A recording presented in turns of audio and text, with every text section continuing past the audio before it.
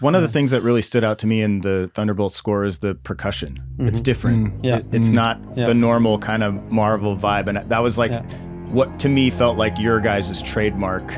When did that develop into becoming such a major piece in the music? It started developing pretty early on, and it was definitely under direction from Jake. He was telling us that to start smaller, you know, and so one of the obvious places to start is percussion. There was like a tension in the beginning with Jake where we were kind of like, you know, it's gonna have to get big sometimes, right? Bro, you know, like, let us lay in because you're gonna need it. You're like, gonna no, need I it. know, but let's find. Yeah. But we started with like trying to find something else, and it was a bit of a serendipitous, random thing where in my studio they like had some big deliveries coming in of gear coming on these like wooden pallets, and after the deliveries were done, there were like a few of them were just like laid by the front door ready to go to the trash.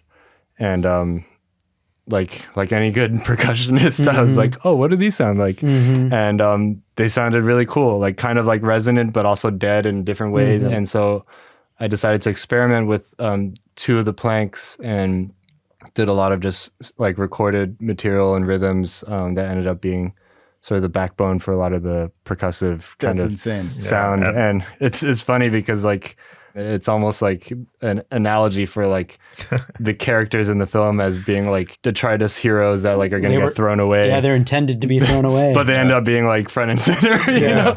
And I think that was like one establishing thing that happened early. And once we kind of had that, Ryan also like kind of pulled in a bunch of kitchen items and did a bunch of sampling and recording of like playing on just pots and pans, glasses, and whatever, you know. So also, and I didn't even think about this yesterday when we were doing all that press stuff, but this piano right here, prepared piano, actually is a big part of the percussion. Is a big part of the percussion because a lot of it is muted.